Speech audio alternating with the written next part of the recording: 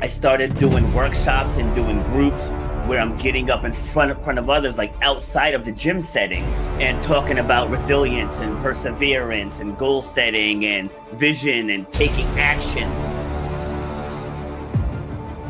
You should know what 1 hour of your time is worth. You should know the value that you bring to the marketplace. You know what your passion is.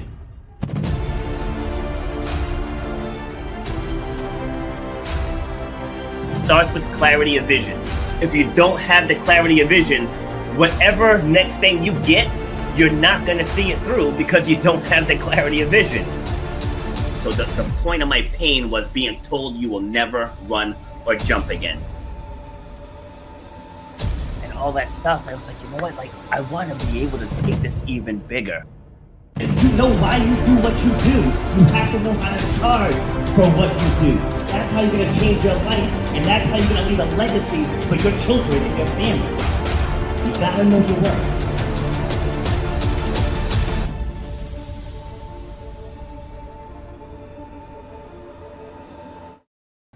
Happy Tuesday, ladies and gentlemen. This is Rob, and I'm back with episode number 379 of Shut Up and Grind. We're all about overcoming obstacles, defying the odds, and inspiring you to clear whatever is blocking the path to whatever success you want in this lifetime. So if you're new to the show, we're all about beating the odds. How can I do this? How can I get through this? How can I not let this stop me? Because it's very easy to get consumed by the obstacles that come in your way. It's easy to let your past define you. It's very easy to let those things happen. What's hard is to revisit the past and get the life lessons from what happened. Because everything bad that has happened to you, golden nuggets were left behind. And those people who watch this show on a regular basis, you know, I've been through divorce. I'm currently a single parent. I've lost everything and had to rebuild. I was told I would never run or jump again. Like, I've been through all of this stuff. So I don't just get up here on a soapbox saying I have all these degrees and all this and all this that. These are things that I've went through. And I find guests from all over the world. I've had guests from 6 of the 7 continents who have those similar stories of resilience and perseverance. Because those two things are what's needed to get you to the other side. Now, for my tip of the day, it goes hand in hand with what I just said. Don't rush to rebuild your life before you understand what broke it. And notice there it says what broke it. It didn't break you. Okay, it didn't break you. You guys know the first chapter in my book is titled There's Nothing Wrong with You. Okay, growth doesn't come from pretending it didn't hurt. It comes from getting honest about what happened, what you learned, and who you're choosing to become next. And I picked this topic because my guest that's going to come on and help me have this conversation has stories and has experience and has created a movement to help women, especially single mothers, and helping them see what they really need to thrive. So this is Gail, and what began as simply wanting to give single moms a break evolved into a powerful mission centered on education, empowerment, and personality understanding. So let me welcome Gail to the show. How we doing? I'm doing great. Thank you. Awesome. Where you joining me from? Southeast Texas. Southeast Texas. Nice. Are you originally from Texas? I am. Okay. What keeps you there? Work. There's a lot of jobs in this area, and there's a lot going on industrially, and my family and my family's family and so forth all came here for work. Mostly the oil industry. Mostly oil? Okay. So what was it like growing up there? Oh, my goodness. Well, it was actually pleasant. I didn't know anything else, like most of us don't when we're young. And I thought that it was pretty cool. When we would go away and come back, though, the smell before pollution was under control, the smell was pretty bad. And I would say something and my dad would say, smells like bread and butter to me. So we, I love it. Yeah, we did well. Growing up was good. Okay. So was there a time anywhere in that childhood that was tough for you? Well, yeah, I was the youngest. There were four of us, and the others were much older. I was a surprise baby, and I knew it. And I was a skinny little girl, and I didn't have a lot of confidence in that fact because I felt like I was not as attractive as other people, and went through that phase of life, and it affected me quite seriously. See, and fun fact, I'm also the youngest, but I'm the youngest of seven. I was Oh, also super skinny, and my brothers were all big and strong. Even when my sisters was, well, she is 5'9", almost 5'10", wow. excelling in all their sports. And I'm like, how did I get the short straw? Like, what is Yeah, going on here? exactly. And Yeah. right, and to add on top of it, I had a bad stutter growing up too. So Oh. to your point, that definitely affects you because like you almost feel like an outsider, right? Yeah, I did. I felt like I was the odd man out a lot. Yeah. Mhm. How did you get past that? Years. I was in theater and I was very good at theater. So when I was on stage, I could be the star. I could be the one, Mm, and I won the awards for that. And so that made me feel better about myself. My older sister was the twirler, the drum major, the beauty. And so that made it a little harder, but she loved me dearly and took care of me. And so that was good. But I did do well in theater and public speaking. And so that helped me overcome some of my insecurities. all right. So you said something there that I wanna expand on in a minute, but I wrote it down so I don't forget it. But first, before we dive in to the nuts and bolts of your journey, how would you describe yourself? I'm very deeply serious. I have to force myself not to be negative because Hmm. I'm so serious. I'm also very deeply spiritual, but not in the traditional conservative, Christian way. I'm just Yeah. very deeply a believer in the spiritual life. Um, Basically, I'm a teacher. I have the desire to share what I've learned with other people. And that just seems to be a part of who I was from the very beginning, wanting to inspire other people the way I've been inspired by someone else. And so I do think that that's my core. I'm passionate about teaching and sharing, and that's me. Love it. See, I always ask that question because we live in a world now where people are doing jobs that they don't want to do, that jobs where they're not fulfilled, but yet they stay in it, because we're blinded by the, oh, my sister's here. Hey, hello, Monique. And they're blinded by what society says they should do. But one thing that you said a minute ago, you said you did theater because when you're on stage, you could be the star, Yeah. right? And I think that's why I love doing these shows because you probably said that and just let it roll right off your tongue without really noticing the magnitude of that sentence.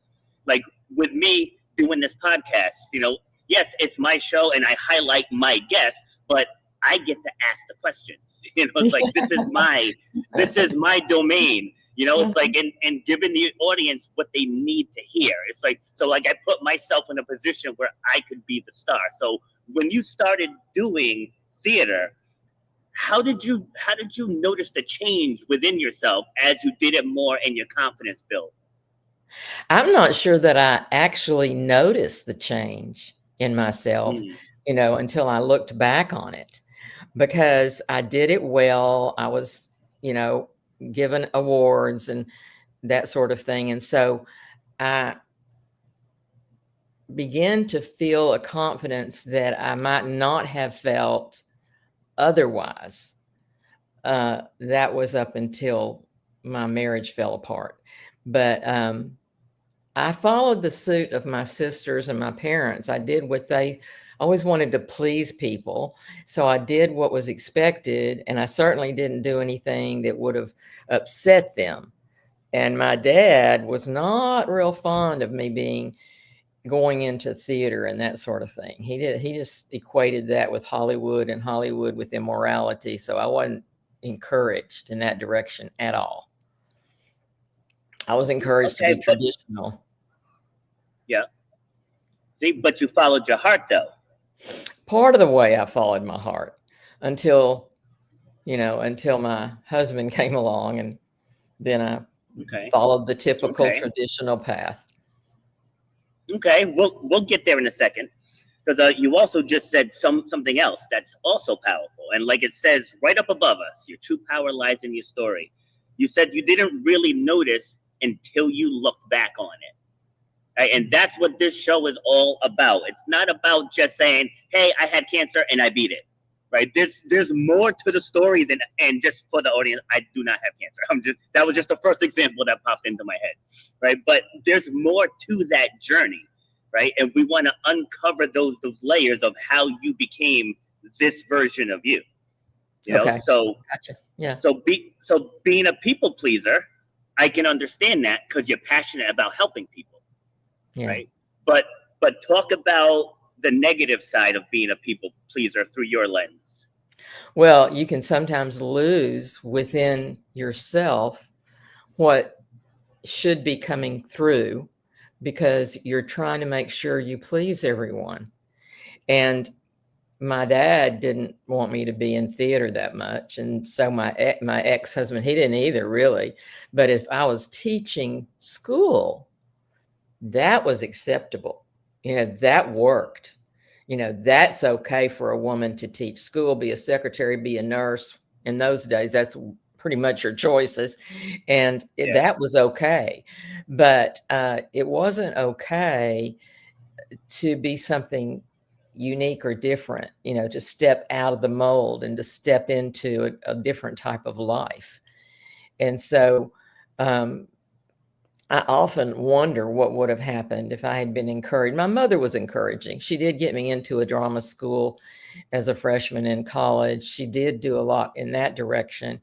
But I didn't have the personal confidence to say, I think I could be, I don't know, a news commentator or a newscaster or a journalist, a photojournalist, or whatever things you look back on thinking, if I'd had someone to say, you could do this or this or this, but instead my dad was thrilled when he met the man that I married and thought, this is going to be great. She's going to get married. And right before I went down the aisle with him on my side, I said, I'm not sure I'm doing the right thing. He said, oh, yes, you are. Here we go. It was encouraged to follow the mold, to follow the traditional path that women are supposed to follow.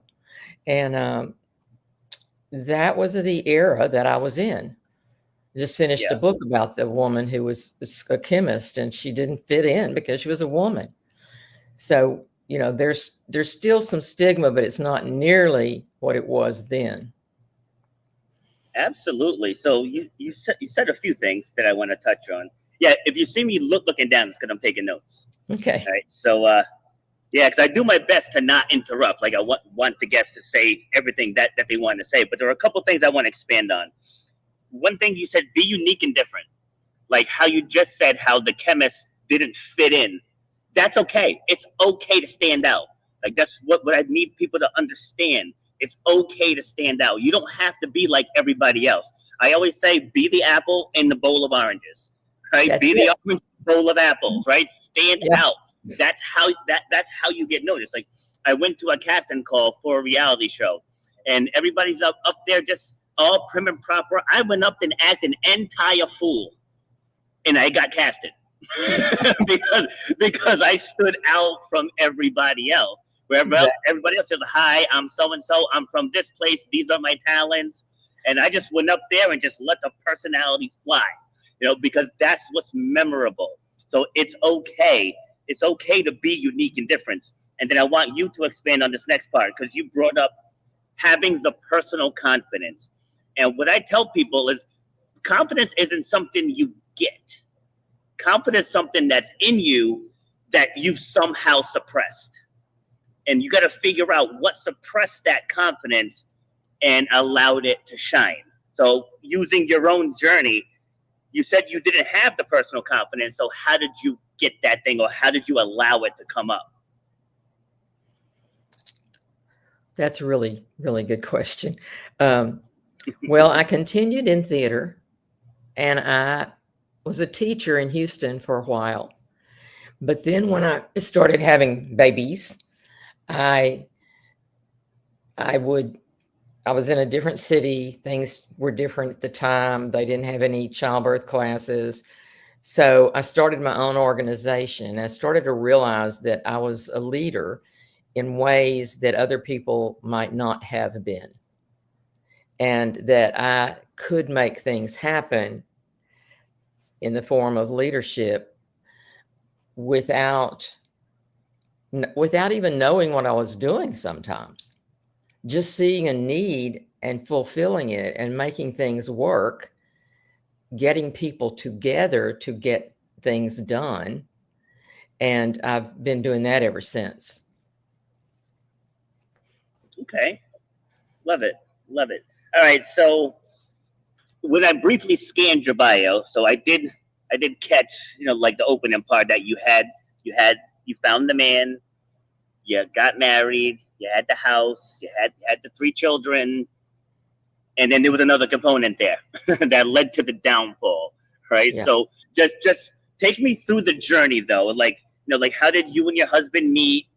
Just how was it in the beginning? How did he propose? Like, take me through the whole journey in like, say, 5 minutes or less. Okay. We were both in college here in the area. We were both at the university, and someone set us up. And we kind of clicked, only had been pretty fed up dating wise. And so I just kind of didn't really push or care. I guess that's what attracted him. I wasn't real interested. And so he was drawn into that. And we went to Houston, met his parents and everything. And both of our parents were really thrilled that the 2 of us, had gotten together. So they kind of pushed it a little bit. And he went into the Navy. That was way back when Vietnam was going on, and long story there. But he went into the Navy, but they took a lot of them out whenever things were pulling back in Vietnam. And he came back to Houston, had a really good job. And I had a job as a drama teacher, and I was doing well, but then I got pregnant. I lost a baby. And so when I was pregnant again, my brother, who had a promising upcoming business here, hired my husband to come in and be business manager. And everybody in the family thought, oh, this is going to be great. You ever have that little bitty niggle in your brain that says, maybe not? Well, anyway, he came and we had a couple more babies. We built a beautiful home. Everything was going great. We were going to have the promising future. And he had some personality flaws. Most people have some, but he had some pretty serious ones. And my brother was getting really crosswise with him. And about the time of that happening, along comes the other woman. And it's pretty typical. I was home taking care of 3 babies. These babies were born in 3 years. I mean, a baby every year. It was crazy. I wasn't prepared for that at all. And here he was going on and on with a new business and so on and so forth. And I even had somebody come to me from work and say, so-and-so is after your husband. And I really didn't want to hear it. I wanted to trust him. But things fell apart that year, and we ended up divorcing. And I had these children, and I didn't want to put them in daycare. They were just starting school. One of them was still very young. And I did have to put the youngest one in a daycare situation, and had to go to work. And I found little jobs to do before I could get into teaching, and found out. Let me pause you. Yeah, let me pause you right there. Hold on. Let me write down working so you can pick back up where you left off. No, because like that's a big deal, right? So we can't just gloss over that, right? So you find out that this other person is after your husband. So it got to a point to where you had to walk away. What was that like? Like you had the house, you had the kids, you had the husband. Now there's this other thing going on, and you have to make that decision. Like, walk me through that. Well, I have to say, I'm a pretty tough person. I don't tolerate just any kind of thing. I told him, I'll forgive you anything with you, but he never would own up to it.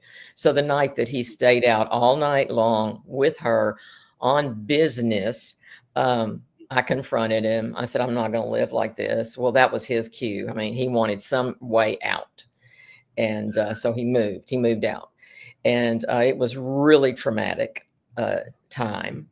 And it was probably, you could, when people say, well, the rug was pulled out from under me, that's an understatement.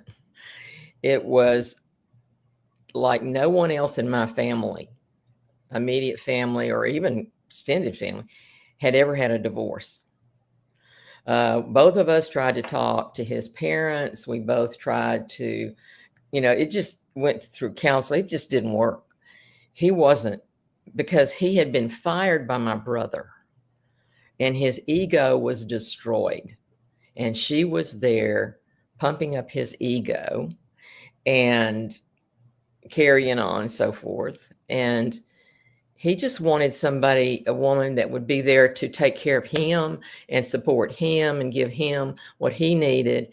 But the children just seemed to be like a second issue. I mean, I was more concerned about what this was doing to my kids than anything. And it was traumatic for those kids. It was, especially the older one, who was old enough to compute all of this to a degree.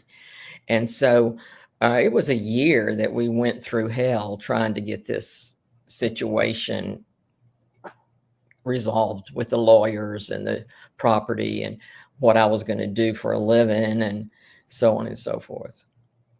And so I always have a heart for women who go through this sort of thing.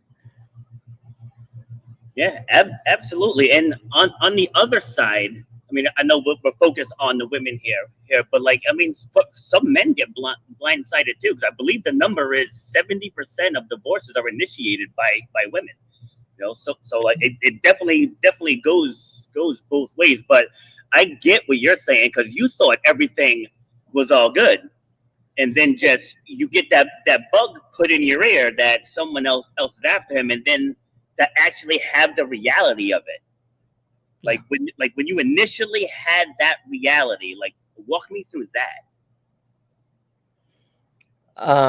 I just shed a whole lot of tears, and I began to just pray my heart out and try to figure out what to do. And I really wanted him to come back and just have everything be okay the way it had been.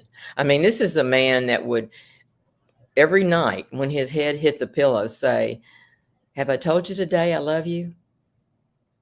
And that, you go from that extreme to the other extreme. And it was truly devastating. And even to this day, there are things that happen that you want to say, what? That shouldn't have, people don't do that to other people. And so, yeah, because there have been more and more heartache brought on with our children who are now grown than I could have ever imagined. And I think I knew the grief that hit me that when this was falling apart. I knew that the years ahead were going to be really hard, and they were. They were. Yeah. So I got divorced in 2005, and my two oldest kids, they're now 26 and 23. Like they're still dealing with the fallout from that. Yeah. Like just things that just carried with them this whole time. I mean, and our divorce wasn't incredibly ugly or anything, but there was just like a lot of neglect going on. Like they actually stayed with me, and their mom moved away. So like not having that maternal presence in the house, because I mean, let's face it, I'm a dad. It's like people can always say you can play both roles. It's like, we're not wired for empathy. You know what I mean? It's Oh, like, so like our first instinct is solve the problem. Like that's just, so like my daughter just left to go to the Navy back in November, and we had a pretty tough conversation before she left, where she was like, there were days where I just needed a hug from you. And she's like, I didn't need the life lesson. I just needed you to listen to me. And I'm like, but I'm sorry. It's like that's what I do. I know that's true. I've done a lot of study and things, and I've remarried. I know that's true. Men they want to fix things, whether it's the faucet or the emotional things, they want to fix it. And sometimes kids need something else.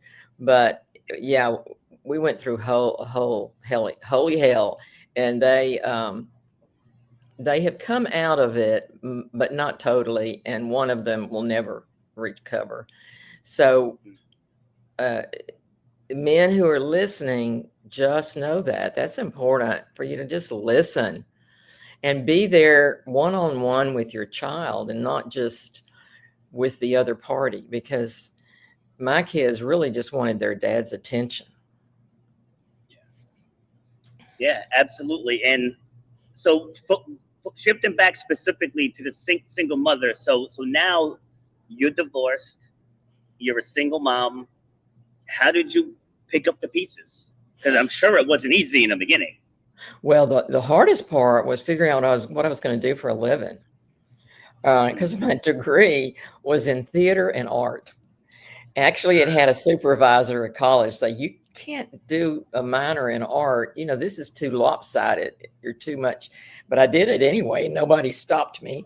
So I got out, and my dad had insisted that I get a teaching certificate. Well, I got teaching certificates, but you don't just walk out and get a job teaching theater or art, because those are, very few people and very few jobs. And so I really learned early on that I wasn't going to be able to do what I wanted to do.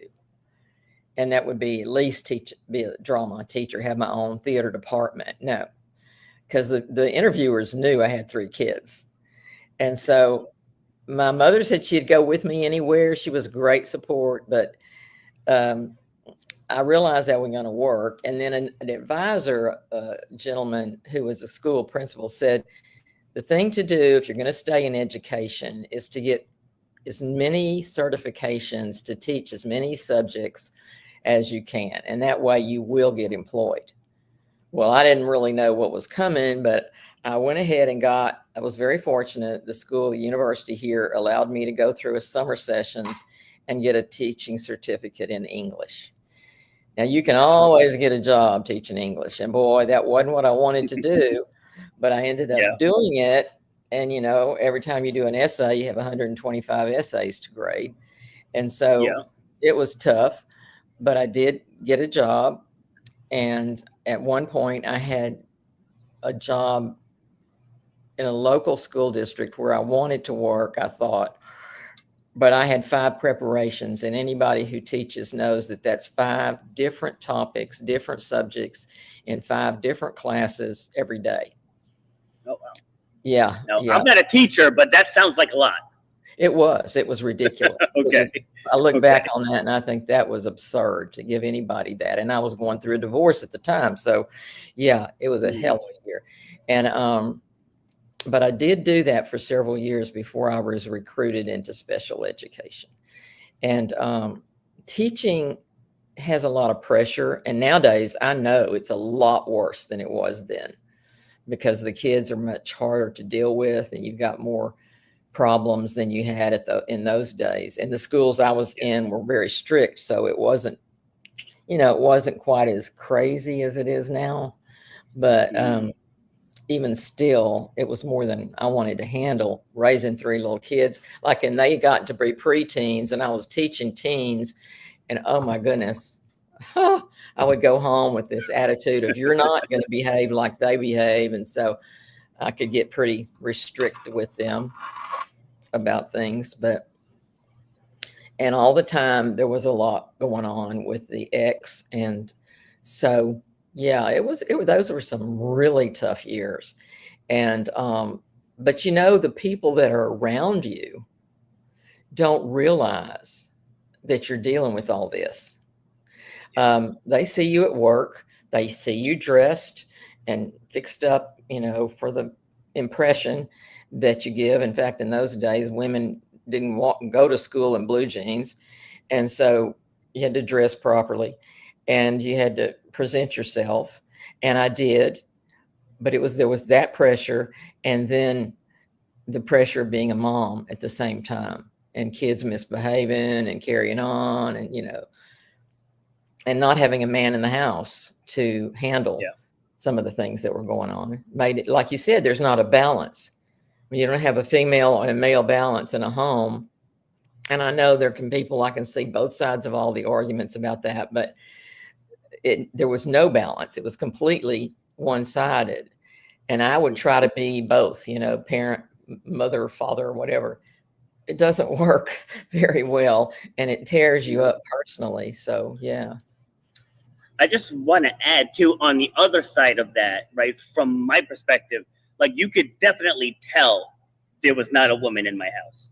It's like you could definitely tell, So, and now I have 5 kids, so having 5, and I'm by myself, and I'm running my business and doing my things, and I'm sure at some point this happened to you, where you're on the job and then the phone rings.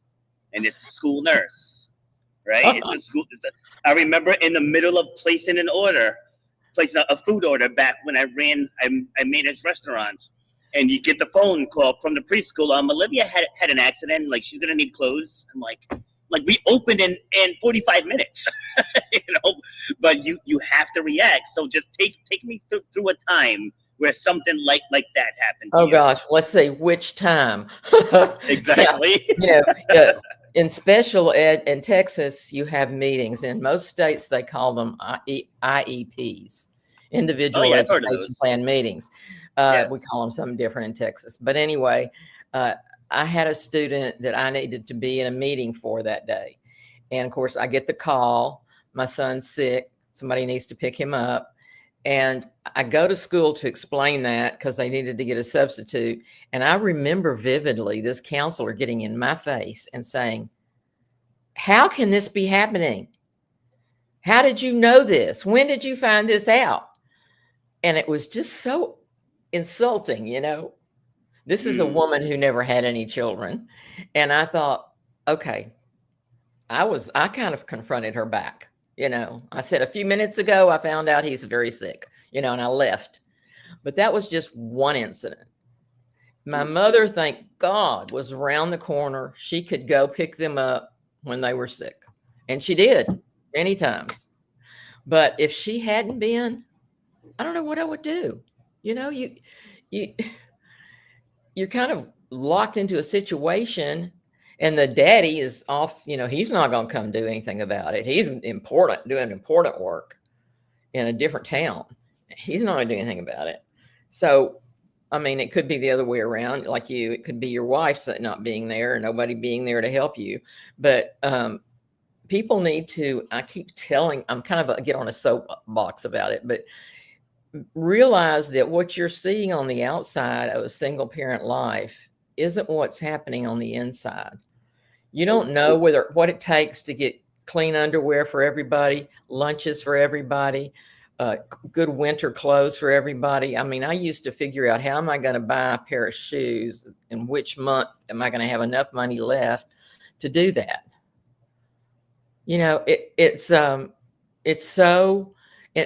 prevalent in our world that people don't even have a clue.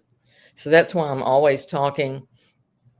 I'm always talking about single moms and their needs. Like at Christmas, I put up something in the paper about the single mom Santa who needs assistance. No matter how hard she's working, it's hard to make it work for children. I want your opinion on this. One thing that I can't stand, and a lot of just women in general, like really cling to this word, independent. It's like I got to be independent. I got to do it all myself. And I always say, as human beings, we're not meant to do things alone. We are not. Like, I'm single myself, but I have help where I need it. Like, I have no problems admitting that. I'm not out here trying to be friggin' Superman. It's like, if I need a hand with something, I have no problems asking for it. But like, I've witnessed it. Like, I've heard it with my own ears, where someone is struggling. It's like, hey, do you need a hand? No, I can do it. But you don't have to. You don't have to. It doesn't destroy your womanhood by asking for help. I promise it doesn't. So what are your thoughts on that? Well, that's a big one for me, because as a life coach and working with single moms, I'm always saying, do not hesitate to ask for help. People really do want to do something, but they don't know what to do until you ask. And it may be hard, but there are people who want to help you. And there are organizations and there are funds for you, but you have to be willing to ask, and you have to be willing to go out there, make yourself vulnerable, but ask. You have to do that. And I'm not very good myself at asking, but I did have some support. I'll tell one quick story. I had just bought a home for the first time. I was a first-time home borrower.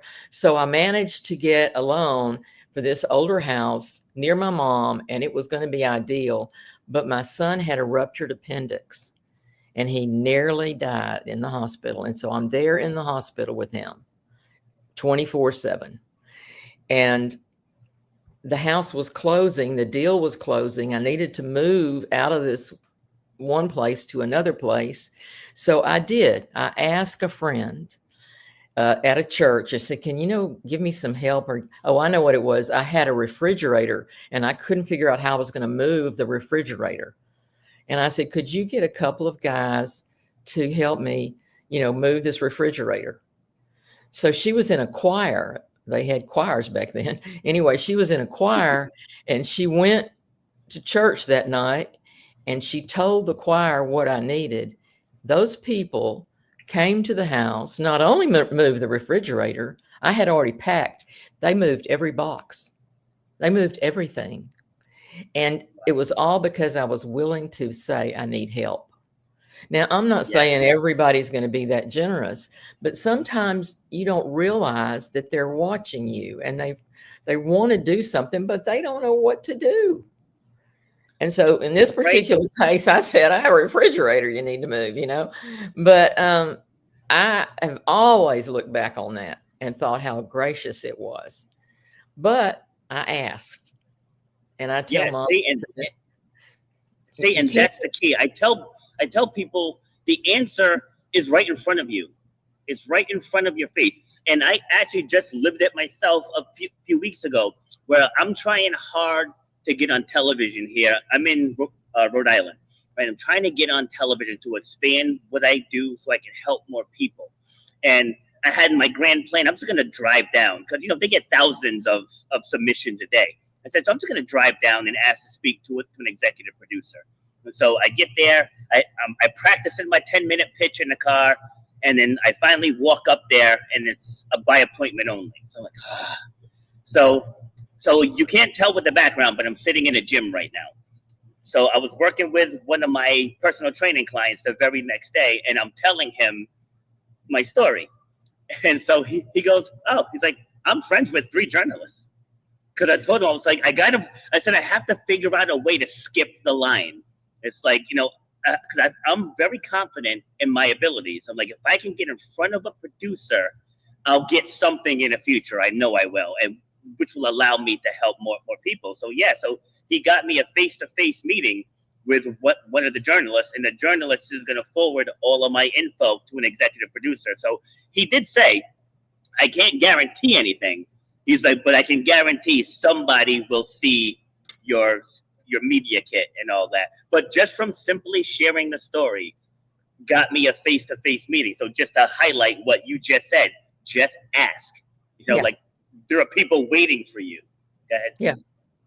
Well, and that's, there are many situations that I could talk about, that I could tell you about that you not giving up with the first person that says no, going forward and taking the next step, the second step, the third step.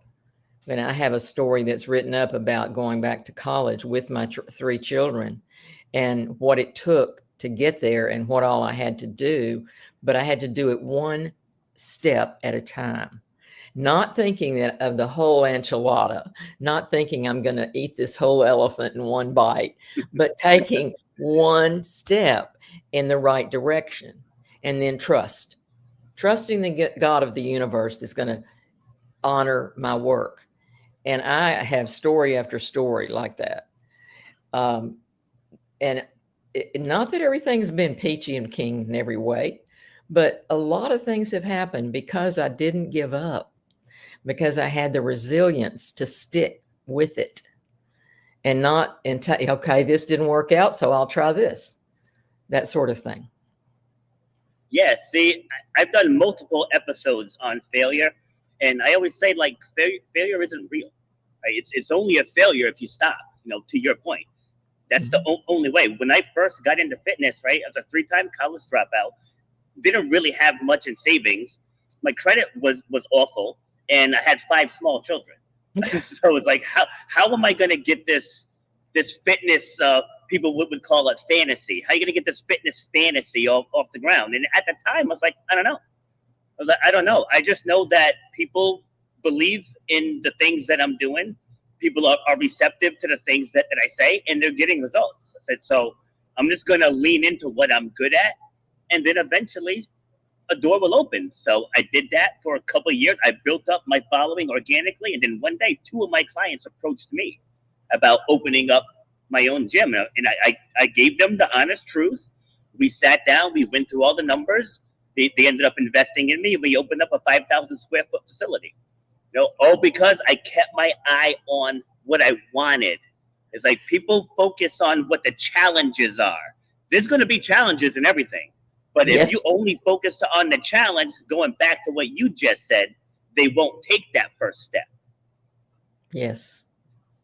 And see, that's what I tell the single moms who need to get some sort of a certification or degree so that they can have reliable employment. You just have to, first of all, it's a mindset. It's a mindset. You have to have the mindset, I can do this. I will do this.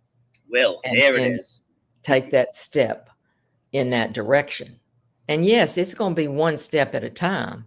Nobody's going to beam you up to there, it's not going to be like that.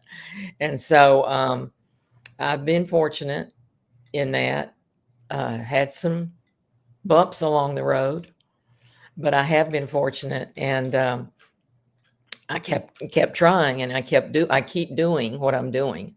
I have chronic illness. I've gone through cancer. I've gone through hepatitis. I've gone through, a lot of stuff, but I'm still vertical and I'm still going.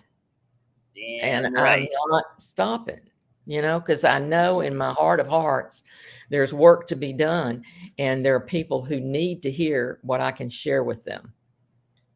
Absolutely. See, and I'm glad you said it like that, because when I'm working with people, that's just how I say it. I'm like, people need to hear things like only you can share them. Like, I have my own style. I'm a little brash in your face. Like, that doesn't work for everybody. But there are people who need that. Like, they've been spoon-fed their entire lives, and they need to be hit with the brutal truth. But there's other people who are like, maybe been through a lot of mentally damaging things growing up, and I might be too intense for them. But they might hear from you and be like, you know what? She's the one that I need right there. And that's why I'd like to bring on different voices who are in the same space, because someone might hear something from me and they might be like, wow, he's a jerk. But I'm just straightforward and direct. Like, everything I say is heart-centered. Like, I don't try to hurt people's feelings, but I just deal in the brutal reality of what you're going through. Like, this is what you're going through, and this is how we can get you to the other side. So I just want to expand a little bit on what you just said about getting like certifications and degrees. just today in 2025, we live in an amazing time. People are getting successful with zero education and zero talent with the power of social media. Just think about that, right? Like, there's a woman I interviewed back in 2021. She started a blog, and she didn't even realize she could monetize this blog. Like, her husband made enough money for her to stay home, and she did the blog just to give herself something to do. And it took a friend of hers was like, you can monetize that. And she had no idea, right? So just doing something that she already does, she already enjoyed. That blog today is doing nearly 7 figures from sponsorships, selling of the recipes. Like, she didn't have to learn anything new, and not taken away from what you said. That's absolutely true. I'm just saying, but there's another way as well. Because I always tell people, your big breakthrough, it's already in your mind. Like, you don't have to learn anything new. There's something you're already doing that you can monetize. Yes. In fact, I know a young widow whose husband died, and she is a fabulous baker. I've been bugging her to start selling her pound cakes, because I'm telling you, she could make a good living doing that. And you just have to find the right thing that you do and that you can monetize. Like you said, nowadays things are a lot different than they used to be, and you can do things. So I'm not a believer that everybody needs to have a college degree. My 3 children don't have college degrees, but they're doing fine. They have real strong work ethics, and they're doing fine. But I believe that everybody has something that they can do to earn a living and support their families. Now, there are women who are in pretty dire situations, and maybe they have several children, and maybe they need a bump up, a little help. So those women, if they get a certification, I'm thinking a 2-year degree of some sort, they can do pretty well, whether it's a dental hygienist or an LVN, that sort of thing. And so most communities have 2-year programs where you can get jobs. But if that's not you, if you're listening and that's not you, what he is saying is you can do something, can do something, whether it's bake cakes, make cookies. You hear stories. One woman here in town has a bakery, and she makes these fabulous cookies. And so there are things that people need that you can provide. And yes, maybe getting started is a real issue, but there are also organizations, small business administration and so forth, that can help you there. You just have to research, and now research is at your fingertips. Just type it in. It's easy. You get an answer. So Exactly. if you have an idea, look into that idea. See what you can accomplish with that. Yeah, so there was a woman I interviewed. I interviewed her twice on this show, and then I spoke at an event she had. So she was a teacher, and I think she got as high as principal, I want to say. But there were like political things within the school that didn't sit well with her, and that you really can't change, because that comes from the Board of Education. So what she did was, instead of just dealing with a place that wasn't serving her purpose, she got out and she started tutoring. And little did she know, she was making like 4 times the amount tutoring than she was as a principal. So she's like, this is amazing. She's like, I want to teach other teachers how to do this. So she created a platform teaching teachers how to take their talents online and become a tutor. Now Good she's for making her. like buco 6 figures, But going back to what we both just said about, you can take what you're currently doing and find a way to make it bigger. Like, all the things that I've gone through, is like people, I have like, I don't know, 40 speaking bookings coming up, and all I'm doing is just telling things I've been through. Like, I'm not sharing anything earth-shattering and, how to make $1 million in 5 days. I'm just sharing what I've gone through, because there's so many people out there who are in pain. They're stuck in a rut. They're still letting their past beat them up, and they don't know how to take that information and move it forward. So as we start to wind down, you mentioned in your bio about doing an autopsy of your past. Take Yes. me through that. Well, one of the things I tell women, especially women who are going through a divorce, could be a separation, could be a breakup, but when you're going through that and you're looking at your future is not getting another man or getting in another relationship. It is looking at yourself. Do a complete autopsy of the relationship before you move forward. And so what an autopsy does, it rips it open and it looks at the inside of it and says, what wasn't right with this relationship? What could I do differently the next time? How could I make it better? And so it took me a lot of years to do this. Wasn't an overnight thing. I mean, I really did go through a period of thinking, oh, if I could just get remarried and everything be peachy. And, I went through that because I saw other people doing it and I thought that they had it made, but they didn't. They were just jumping or rebounding. And so what I tell women, do that autopsy. Men, do that autopsy. Don't go out and get into another relationship just like the one you're getting out of, and find out what it was that went wrong so that you can correct it and it doesn't happen again. See, and I want to add to that because I had to do this myself because I was that guy. I would get out of one relationship and hop right into the next. Get out of that one, hop right back into the next without really taking any reflection time. Mm-hmm. And so so I've been single roughly 8 years now, and I took a lot of time because it's always this one's crazy, this one's this like you're always bashing the other person. But I was like, there's a common denominator here in all these relationships, me. So it's like, where did I go wrong here? It's like, was I a good enough listener? Was I a good enough, partner? Was I good enough in all of these different areas? So to your point, like I had to really look at, where did you go wrong? So if I do decide to date again, I can be a better version instead of trying to avoid this type of woman. Like I need to be this type of man. Is that what you mean when you say? Oh, I love that. I love that. That's great. Really is. We all should hear that, younger maybe, but yeah, because it is, when you think about it, the common denominator is us, and we need to realize the situation, look at it really realistically. That my husband and I now, we dated for a long time before we decided to tie the knot. We were older, but we also had been through some stuff in other relationships, and we learned that way. And that's not the way you want to learn. You want to learn on your own. In the first chapter of my book is on solitude, not being afraid to be alone, not being afraid to have some of that personal conversation with yourself so that you can learn about who you are and what you need and what you want for your future, but what does it take on your part to make that happen?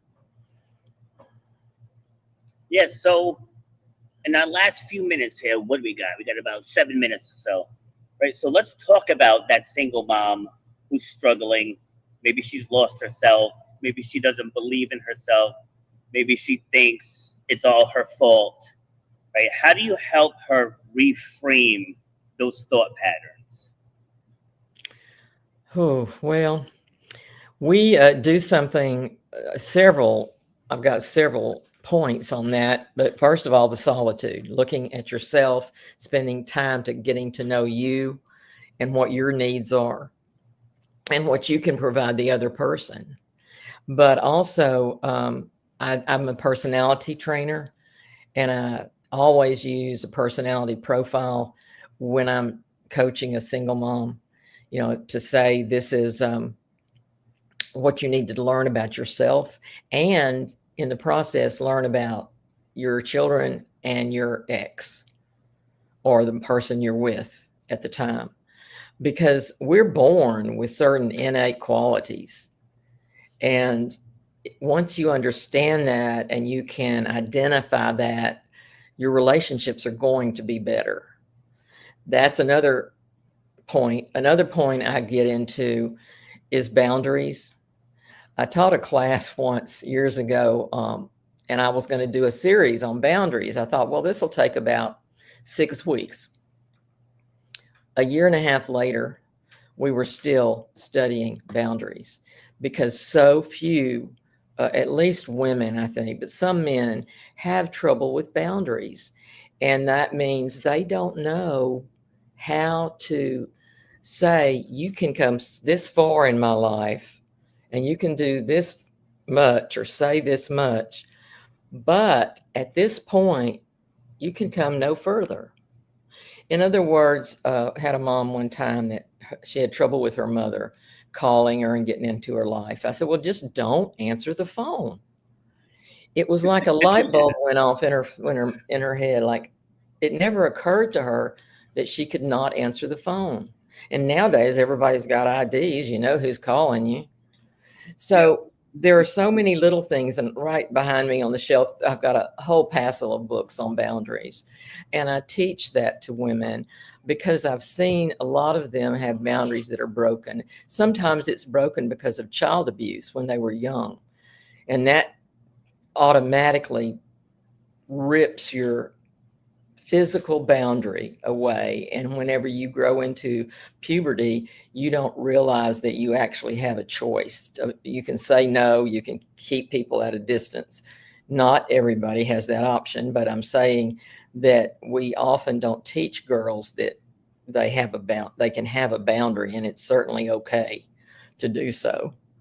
So those are a few of the points that I teach. I also talk about having a vision. The last chapter is on working with children who are blind, which was my last profession. And I'm writing about that now, the things I learned from those girls who are now women about accepting life's challenges and being optimistic and visionary, even though they can't see. So I've got a lot I can say, but those are the main points. Okay, so I want to double down on what you said on boundaries, because I think that's huge. Because here, being in the gym, there's mostly, we have a decent amount of men, but it's mostly women. So I hear a lot. I've heard a lot over the years, training thousands of women. Like I've heard it all. But one of the things I always get I have to, ... And I always respond with, well, why do you have to? Like, why do you have to? Because somebody else might get mad for a second? It's like, I donated a kidney to my sister when I was 38. For whatever reason, going through that process, I felt my mortality, right? And ever since then, I'm like, I'm not doing anything I don't want to do. It's like, I'm nice and I'm respectful about it. Like I'm not a jerk about it. But if I'm invited somewhere, I'm like, no, thank you. And now that I've done it enough, people have accepted my boundary. So if they ask me and I say no, it's not a big deal. It's just in the beginning, when you first start laying that boundary, people might give you some pushback. They are going to. Once they're used to it, right? Once they're used to it, then they're going to understand, all right, I can't shake this person. Right. So I want you to go a little deeper before we finish. And it's okay. And if you have the time, if we go over a little, that's fine. Because I think this topic is important. Yeah, it is important. It's very important because I think, women in my era, especially, were taught that they needed to not be angry. That wasn't pretty, not be confrontational. That wasn't feminine. But you need to realize that it's okay to protect yourself. But before you can do that, you've got to know yourself. You've got to have confidence in yourself before you can say to somebody, don't mess with me. Now, I did go into this marriage with very strong boundaries and a lot of independence, I guess you could say. But my husband said I was single too long because he couldn't make me into this submissive woman. But I think that truly it starts with girls when they're young. They need to know when they're young that it's okay to be who they are, and that they don't have to meet a certain standard of what is beautiful, attractive, feminine, and all of those things. It was, I don't know if it was more so whenever I was young, but it seems like it was. I mean, nowadays girls can wear just about anything they want to wear, but in those days you had to dress a certain way. Now you can carry that to the extreme, and we could talk about that another day. But I think that teaching our young people to have enough confidence that they can say no, they don't have to say yes to everything, and it's okay. It's okay. Yes. So I want to ask you a question. Like, speaking of the young people, I want to get your opinion on this, because I actually spoke at a career day at a local high school. And do you think it's difficult for young kids to earn a living nowadays? And this isn't like an I gotcha question. Like, I want your genuine answer. Okay, you mean for the young people to have jobs as young people? Yeah. Yeah, to just earn a living. Because, like, all I see on the news now is like there's gonna be no jobs for Gen Zs, and they're gonna struggle, and they're not this, and they're not that. Like, what is your opinion on that? Well, oh gosh, you could open a can of worms here, because there are people who think that all of our young people need to be on a path to college entrance, that they need to make good SAT scores, that they need, or ACT, depending on where you are, and that they need to get into the college they want to get into, and that they need to have well, I don't agree with that. I mean, we have so many jobs out there that are not being filled because we don't have people trained and skilled, just regular skill. I saw a cartoon in the newspaper just this last week, and the young boy was graduating from high school, and the man in the suit tie was saying, "I have 2 words for you: trade school." And the whole thing is that we need people in trades. We have a lot of that here in our area. We have colleges and we have schools just for that, because we have loads of need for basic trade jobs. That's one of the things that built the area here, because we were built after Spindletop, and most people will know that Spindletop was the big oil gusher that came in the early 1900s. And then this area built up, and then refineries were built. And in the 1940s, this was nothing but just refineries, Gulf Oil, which some people may still remember, Texaco, all of that was here. It was here. And that's why people came to work. They didn't have college degrees. So when kids are coming through high school, high schools had a lot of this. They had a lot of the trade training. You could go into the various trades, whether it was car mechanics, electricians, carpentry, various trades. But now this shift went where people thought everybody needs to go to college. Well, I could get political, and I'm not going to do that, but everybody doesn't need to go to college. I have a grandson that's going to go into heating and air conditioning school. And you know what? That's a good career nowadays. And others that are going to maybe go into electricians. Some of them are thinking big, they're big engineers and all this, but I'm just fine with it. I think young people need to look at the market, look at the job market, look at what people need and what people are hiring. Go with that. Don't be high in the pie. I want to be this or that kind of nuclear scientist or, neurosurgeon or something, because how many people need that? How many, I was foolish. I really look back and think my dad was right. I should have gone into something else, but I had to do what I did in order to support 3 children and not be having to put them in childcare all summer. So it worked out. We had insurance. But the thing is, when I look at the world and I look at these young people, and we have several grandchildren that are that age, about to go into graduate from high school. And some of them live in Norway. And Norway is exceptional in how they are channeling their people, whether it's into hospitality and hotels, chef training, basic skills that the job market needs. So don't just go off to college, get a 4-year degree, think, okay, now I can get a job. I can tell you some that I know right now that did that, and they're not able to get a job.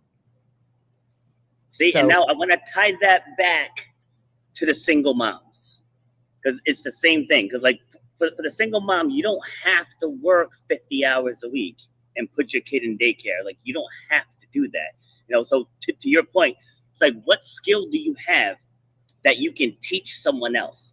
Like, the number one e-commerce sellers are how-tos.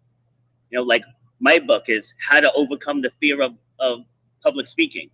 Because like a lot of people are terrified of that. So I'm teaching you a way how to get over that, how to take your stories and turn them into something powerful. Like with you, go back and revisit the past, do an autopsy of your past. You're teaching people how to take their mess and turn it into something positive. So for any of the single moms watching here, again, the answer, it's already in your subconscious mind. And if you need to speak further, Gail, let people know where they can get in contact with you. Gail Showalter.com. I'm all over the internet, Instagram, YouTube, you name it. I'm there. Yep, I think I have all of those links in the show notes too. So, all right, I'm going to throw it to you for one final message, again, to that single mother who's struggling, who doesn't believe in herself, who thinks she's broken, who thinks she's not enough. What are some words of encouragement for her?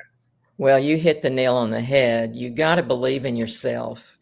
You got to have that confidence and say, well, you're saying, well, I don't have it. Well, do some things to get it. In other words, I don't care if you go to the library, if you go online, you talk to ministers, you talk to counselors, start uncovering that person within you that has something to offer the world, because you do. And be easy on yourself. Be gentle on yourself. Don't beat yourself up. It's self-love and self-respect that will get you anywhere you want to go. Love it. Love it. And I'll just add one more thing: self-forgiveness. Yes. A lot of women that I've worked with, they blame themselves. And it's like, if you blame yourself, okay, forgive yourself now. Yeah. Like, that goes a long way. Well, Gail, this was great. We can talk all day about this topic. So thank you very much for taking the time to come. Where are we here? I do panels. Let me show you so I do panels. I usually invite up to 6 of my former guests. I pick one topic. Like, I pick the guests first. And because I've obviously interviewed you all, so I know what you all can speak on. And then I pick one topic, and we each round table that one topic for an hour and 15 minutes.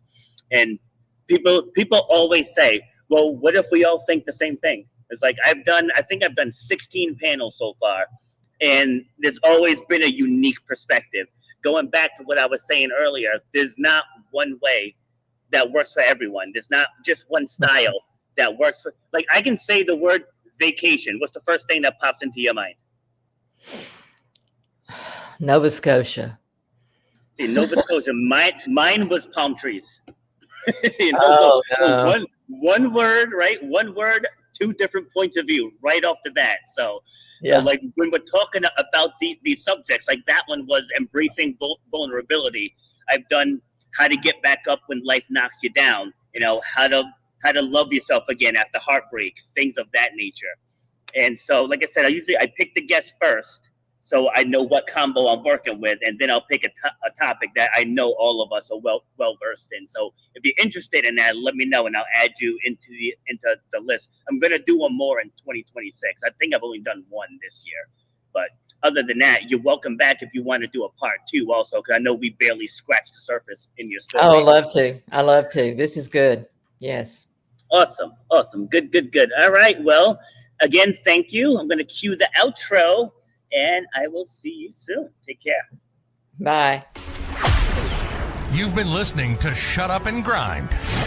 We hope you've gotten some useful and practical information from this show. Robert has over 20 years experience pouring his knowledge and expertise at many events in the service and fitness industry, as well as secondary schools and universities. He has a true passion for helping others break through the barriers that are holding them back. To book Robert B. Foster to speak or to reach out, go to robertbfoster.com. Till next time, shut up and grind.